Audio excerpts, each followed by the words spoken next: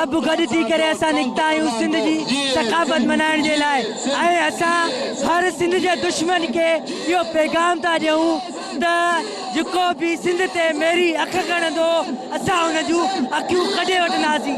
ऐं वफ़ाक़ खे असां इहो ॿुधाइण था चाहियूं त सिंध ते नाजाइज़ बेटनि ते कब्ज़ो करणु बंदि करे। असां सभु हिकिड़ा यूनिवर्सिटी जा स्टूडेंट थी करे पाण में डोनेशन करे हीअ रैली कढी आहे जीअं असां यकजहती जो ऐं गॾु थियण जो जेको आहे सबूत ॾेई सघूं। असां पंहिंजी रैली इन तरीक़े सां कढी जो असां पंहिंजे कल्चर खे सकाफ़ती जेको असल तरीक़ो आहे उनजे हिसाब सां छो था करणु चाहियूं। असां हिकिड़ो नेचुरल पंहिंजो प्रॉपर सकाफ़ती तरीक़े सां हिकिड़ो प्रॉपर कल्चर डे करणु चाहियो आहे। अल्ताफ़ जेसकानी STP जो वाइस चेयरमैन शहीद उनजी असां क़त्ल जो पुरमज़म्मत कयूं था।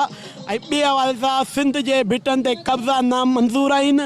हिकिड़ो फुड़ो बि सिंध जो अगरि कंहिं खणण जी कोशिशि कई त ही शागिर्द पहिरीं सफ़ में तव्हांखे बीठल मिलंदा। हिन रैली में न सिर्फ़ु कराची जा बल्कि पूरी सिंध जा माण्हू असां सां शरीक थिया आहिनि ऐं भरपूर असांजी रैली में उन्हनि शिरकत कई ऐं असांजो साथ ॾिनो अथनि। एडवांस में रैली कढी आहे एकरा यूनिवर्सिटी खां दोदरा ते असां पहुता आहियूं। हीअ असांजो क़ौमी ॾियारो आहे। असां क़ौमी ॾियारे ते इहो पैगाम ॾियणु चाहींदासीं त जेके सिंध जा वसील आहिनि उन्हनि ते जंहिंजी मेरी नज़र आहे असां उहे अचूं कढी कंदा आहिनि। बहुत खुशी हो रही है, बहुत ही मज़ा आ रहा है अपने सिंधी भाइयों के साथ।